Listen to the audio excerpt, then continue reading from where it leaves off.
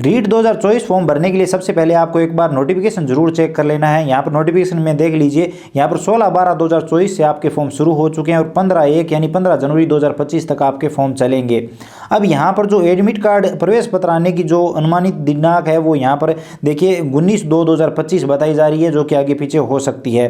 अब यहाँ पर आगे भी डिटेल बताई गई है, जैसे अगर आप लेवल 1 के लिए अप्लाई करते हैं तो यहाँ पर आपकी जो फीस है 550 रुपये रहेगी। लेवल 2 के लिए भी फीस जो है वो 550 रुपये रहेगी और दोनों लेवल के लिए अगर आप फॉर्म भरते हैं तो आपको 750 रुपये देने होंगे। इसी के साथ यहाँ पर अलग अलग चीज़ें आपको बताई गई है, जैसे अगर आप फॉर्म में कोई भी गलती कर देते हैं, फीस भर देते हैं तो आपको आपका शुल्क लौटाया नहीं जाएगा।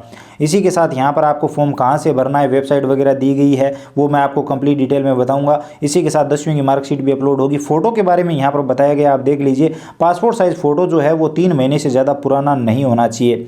इसी के साथ अगर आप जैसा फोटो अपलोड कर रहे हैं, जैसे दाढ़ी में है या फिर क्लीन शेव है, तो वैसी की वैसी स्थिति में आपको एग्ज़ाम हॉल में उपस्थिति दर्ज करवानी है। इसी के साथ यहाँ पर अगर चश्मा लगाया हुआ है तो आपको फ़ोटो उसी तरह से खिंचवाना है, काला चश्मा वाला फ़ोटो यहाँ पर मान्य नहीं होगा।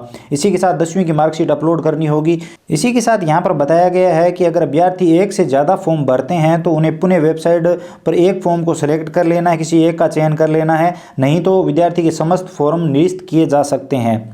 तो यहाँ पर इस चीज़ का भी आप ध्यान रखें। इसके अलावा यहाँ पर कंप्लीट नोटिफिकेशन को आप एक बार ज़रूर पढ़ लीजिए, क्योंकि जो भी फॉर्म में गलतियाँ होती है वो मुख्य इसी कारण से होती है कि आप नोटिफिकेशन को सही से पढ़ते नहीं है। तो फॉर्म भरने के लिए गूगल पे आएंगे, यहाँ पर आप रीट 2024 लिख के सर्च करेंगे तो आपको यहाँ पर वेबसाइट मिल जाएगी BSCR बोर्ड वाली, या फिर आप गूगल पर BSCR बोर्ड लिख के भी सर्च कर सकते हैं, आपको ये वेबसाइट मिल जाएगी, इसे ओपन कर लेंगे। उसके बाद यहाँ पर रीट 2024 मेन वेबसाइट का ऑप्शन है, इस पर आप क्लिक करेंगे, यहाँ पर आपके सामने इस तरह का इंटरफेस आएगा। तो अब यहाँ पर सबसे पहले आपको चालान जनरेट करना होगा, फीस पे करनी होगी, उसके बाद आप फॉर्म शुरू कर पाएंगे।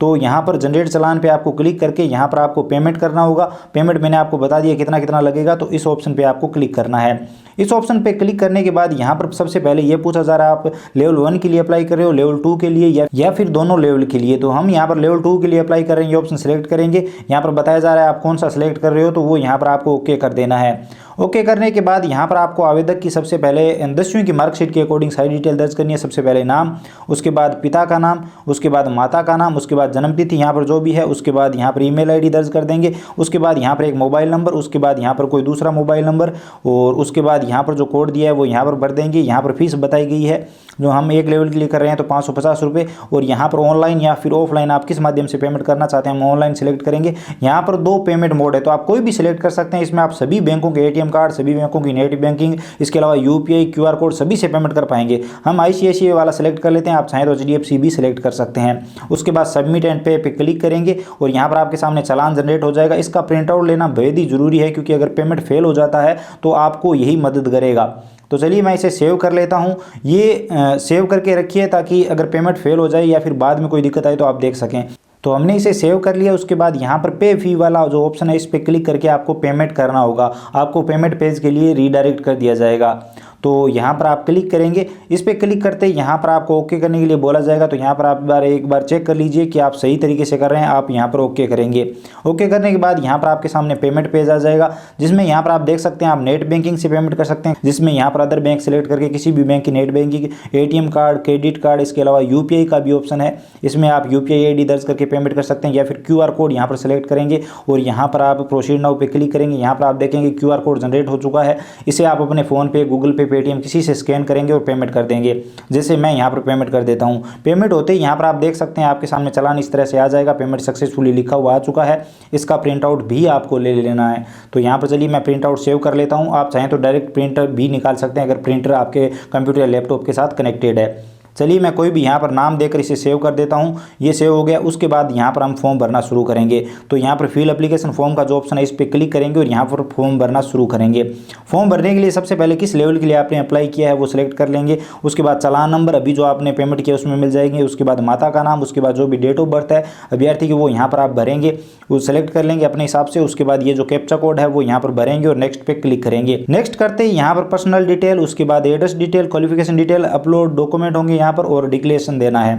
पर्सनल इन्फॉर्मेशन में सबसे पहले जेंडर बताएंगे, मेल या फीमेल, उसके बाद विवाहित स्थिति क्या है, मैरिड अनमैरिड वो बता देंगे, आधार नंबर यहाँ पर दर्ज करेंगे, उसके बाद कास्ट कैटेगरी क्या है, general, EWS, OBC, SC, ST जो भी है वो यहाँ पर आप सिलेक्ट कर लीजिए अपने हिसाब से। उसके बाद धर्म क्या है वो सिलेक्ट कर लेंगे, उसके बाद भूतपूर्व सैनिक है या नहीं तो यस या नो कर देंगे, उसके बाद दिव्यांग है या नहीं तो यस या नो कर देंगे, उसके बाद राष्ट्रीयता इंडियन सिलेक्ट कर लेंगे, उसके बाद आप राजस्थान के मूल निवासी हो या नहीं, उसके बाद यहाँ पर राजस्थान सेलेक्ट कर लेंगे अगर हो तो, उसके बाद यहाँ पर आपका जिला कौन सा है वो सिलेक्ट कर लेंगे, उसके बाद अगर कोई बॉडी मार्क है तो वो यहाँ पर बता सकते हैं, नहीं तो नो लिख सकते हैं या फिर नो मार्क्स भी लिख सकते हैं।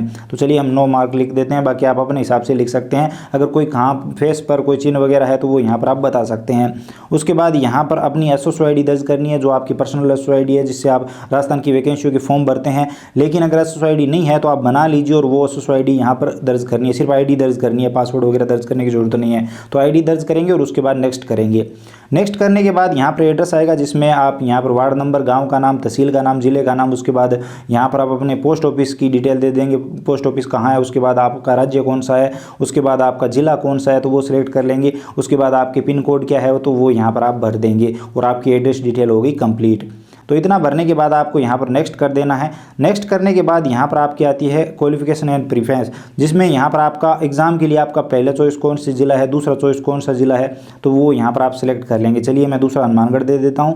उसके बाद आपकी पहली भाषा कौन सी है, उसके बाद दूसरी लैंग्वेज कौन सी है तो यहाँ पर आप स्टूडेंट से पूछ लीजिए, संस्कृत तो पंजाबी जो भी है। उसके बाद यहाँ पर स्ट्रीम में आप सोशल स्टडीज़ या मैथमेटिक्स साइंस दो ऑप्शन है, दोनों में से आपको एक सेलेक्ट करना होगा। बाकी आर्ट वालों के लिए सोशल स्टडीज़ ही आता है। ये भाषा वगैरह ध्यान से भरिए, स्टूडेंट से कंफर्म करके भरिए। आर्ट वालों के लिए नॉर्मली पहली हिंदी और दूसरी संस्कृत या फिर पंजाबी हो सकती है, बाकी आप अपने हिसाब से कंफर्म कर लीजिए। और यहाँ पर स्ट्रीम में आप जो है सोशल स्टडीज़ या मैथमेटिक्स अदर करते हैं तो भी यहाँ पर सोशल स्टडीज़ और मैथमेटिक्स साइंस का ऑप्शन मिलेगा, तो वो आप अपने हिसाब से कर सकते हैं। आर्ट वालों के लिए यहाँ पर सोशल स्टडीज़ ही जहाँ तक आएगा।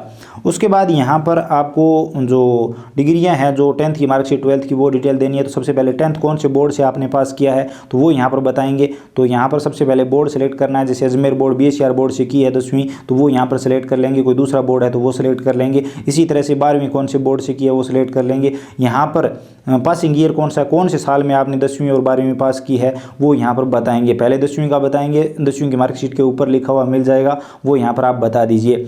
यहाँ पर टोटल कितने अंक थे तो यहाँ पर मैक्स मार्क्स यहाँ पर बताएंगे। तो मान लीजिए 10वीं के अभी जो हाल ही में वो 600 है तो 600 यहाँ पर आपको लिख देने हैं। अगर कोई पुराने टाइम में 10वीं किसी ने पास किया तो उस टाइम 500 भी हुआ करते थे तो वो, और आपको कितने मिले हैं वो यहाँ पर बता देंगे।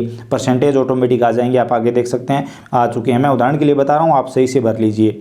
तो यहाँ पर इसी तरह से आपको 12वीं की डिटेल देनी है, यहाँ पर पासिंग ईयर आ जाएगा। उसके बाद टोटल कितने नंबर थे, आपको कितने मिले वो बता देंगे। और ग्रेजुएशन की डिटेल बताएंगे, कौन सी यूनिवर्सिटी से आपने ग्रेजुएशन किया है तो वो बताएंगे। उसके बाद सेम इसी तरीके से ये डिटेल आ जाएगी। इसके अलावा अगर आप अपेयरिंग हो, ग्रेजुएशन चल रही है तो ये वाला ऑप्शन अपेयरिंग पे क्लिक कर सकते हैं। रोल नंबर या एनरोलमेंट नंबर दर्ज करके कौन सा साल चल रहा है, फर्स्ट ईयर सेकंड ईयर वो बता सकते हैं। इसी के साथ यहाँ पर पोस्ट ग्रेजुएशन है तो उसकी डिटेल भी दे सकते हैं, एमएससी है तो वो दे सकते हैं। उसके बाद यहाँ पर बीएसटीसी या फिर उसके समकक्ष, बीएड या फिर उसके समकक्ष कौन सा कोर्स है आपके पास, अपेयरिंग है तो अपेयरिंग वाले पे टिक मार्क कर देंगे। और यहाँ पर कौन सा कोर्स है, जैसे बीएड है या फिर इनमें से कोई दूसरा है तो वो यहाँ पर आप सेलेक्ट कर लेंगे। और यहाँ पर इनरोलमेंट नंबर या रोल नंबर कौन सा साल चल रहा है वो बता देंगे अगर अपेयरिंग है तो। लेकिन अगर आप पास आउट हो तो आपको उसी तरह से जैसे 10वीं में हमने डिटेल दी है ठीक उसी तरह से आपको यहाँ पर डिटेल भरनी है।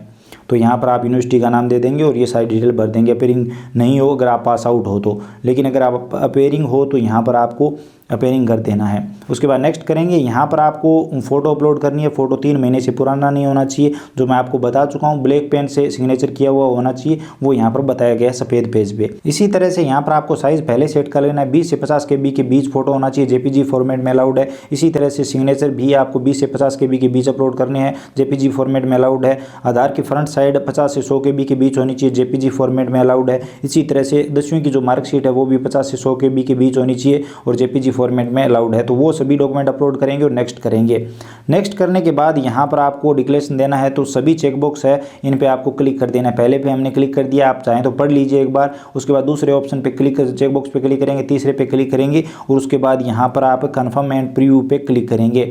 उसके बाद आपका प्रीव्यू आ जाएगा फॉर्म का। तो चलिए इस ऑप्शन पे क्लिक करते हैं। यहाँ पर बोला जा रहा है कि आपको प्रीव्यू के लिए रीडायरेक्ट कर दिया जाएगा, तो यहाँ पर आपको यस कर देना है। यहाँ पर पढ़ लीजिए आप एक बार, हर चीज़ पढ़ के आगे बढ़िए। तो यस पे क्लिक करेंगे। यस पे क्लिक करते ही फॉर्म का प्रीव्यू आ जाएगा। आप एक एक डिटेल चेक कर लीजिए, अभी तक आप सही कर सकते हैं। यहाँ पर एडिट का ऑप्शन है, इसके बाद आप सही नहीं कर पाएंगे। अगर सारी डिटेल सही है तो आप चेकबॉक्स पे क्लिक करेंगे, दूसरे चेकबॉक्स पे क्लिक करेंगे, तीसरे पे क्लिक करेंगे और यहाँ पर आप कंफर्म कर देंगे। बाकी आप चाहें तो एडिट भी कर सकते हैं। कंफर्म करते ही फॉर्म सबमिट हो जाएगा, फॉर्म का फाइनल प्रिंट आउट आ जाएगा। प्रिंट के ऑप्शन पे क्लिक करके इसका प्रिंट आउट ले लेंगे और कस्टमर को दे देंगे। तो यहाँ पर अगर आपने खुद का फॉर्म भरा है तो अपने पास इसे सेव करके रखेंगे भविष्य में यूज के लिए। तो ये पूरा प्रोसेस है फॉर्म फिलअप का। उम्मीद है आप सबको समझ में आ गया होगा, वीडियो पसंद आया होगा। अगर आपके मन में अब भी कोई कंफ्यूजन रह गया, आप और कुछ जानना चाहते हो तो आप बेझिझक कमेंट सेक्शन में लिख सकते हैं। वीडियो पसंद आया तो हमारी मेहनत के लिए लाइक जरूर करिए, अपने दोस्तों के साथ शेयर करिए। चैनल पर नए हो तो चैनल को सब्सक्राइब करके घंटी का बटन दबा सकते हो, ताकि आने वाले सभी वीडियो और नई नई अपडेट आप सबसे पहले देख पाएं। इसके अलावा अगर आप और कुछ भी जानना चाहते हैं, आपके मन में फॉर्म से रिलेटेड कुछ भी कंफ्यूजन है तो आप बेझिझक कमेंट सेक्शन में लिखिए, हम जरूर बात करेंगे। चलिए मिलते हैं अगले वीडियो में नई अपडेट के साथ।